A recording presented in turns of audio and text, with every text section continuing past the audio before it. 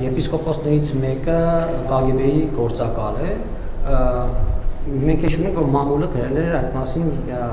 նշելով Եզրաս Ներսիսյանին, Կտրիչ Ներսիսյանի եղբորը համատեղությամբ։ Պարոն վարչապետ, վերջերս մի քանի օր առաջ Եզրաս Ներսիսյանը Ռուսաստանի Դաշնության նախագահ Վլադիմիր Պուտինի կողմից հերթական շքանշան ստացավ։ Ուզում եմ հասկանալ, դուք այստեղ կապ տեսնում եք եւ Եզրաս Ներսիսյանի նկատի ունեիք։ Ես չեմ ասել եպիսկոպոսներից մեկ, ասել եմ Եզրաս, ասել եմ Կտրիչ Ներսիսյանի եղբայրը, չէ՞, տենց եմ, չէ՞, այսինքն տենց չի, որ ես տենց ինչ-որ անորոշ բան եմ ասել, ես նկատի եմ ունեցել, կարծեմ թե մի անունն էլ եմ տվել, եթե չեմ սխալվում ամբյոնից, ամենայն դեպս ես տենց եմ հիշում, որ եթե տենց շատ կոնկրետ անունը չեմ ասել, այն նկատառումով, որ այնքան պարզ եմ ասել, որ անունը եւս մեկ անգամ ճշգրտելու անհրաժեշտություն չկա եւ կարծում եմ, որ այն փաստաթղթերը, որ հրապարակված են, ակնհայտ է դարձնում, որ Խորհրդային Միության ժամանակներից, այո, նա հավաքագրվել է որպես պակ գործակալ եւ դա փաստ է եւ իմիջայլոց հարգելի գործընկերներ։ Ես էլի զարմանում եմ, որ այսքան մեր հարգելի լրագրողները այդքան քննարկում են այդ հարցը, բայց տենց պարզաբանում չի ակնկալվում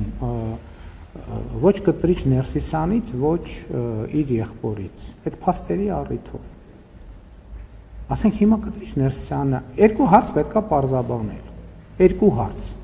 որը պետքա ունենա շատ կոնկրետ պատասխան։ Հարց 1. Եթե Կտրիչ Ներսիսյանը երեխա ունի, եւ այդ երեխան ծնվել է իր կուսակրոնության ուխտը ստանձնելուց հետո, ինքը կարող է լինել զբաղեցնել ամենայն հայոց կաթողիկոսի գահը։ Այս հարցը ինչի չի հնչում Հայաստանում։ Այսինքն որը մեկ ինչի չի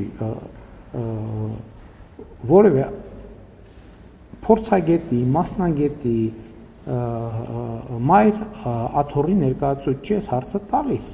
Եթե նա ունենար պարզվի, որ ունի աղջիկ, կամ որևէ մեկը ով կուսակրոնության ուխտը ստանձնե, հետո երեխա է ունեցել, կարող է լինել կաթողիկոս, թե չի կարող։ Որովհետև այսօր իմ արձանագրումը ուզում եմ, որ ճիշտ լինի։ Կտրիչ Ներսիսյանը կաթողիկոս չի։ Հայաստանի առաքելական եկեղեցին այսօր չունի կաթողիկոս։ Կա մարդ, որը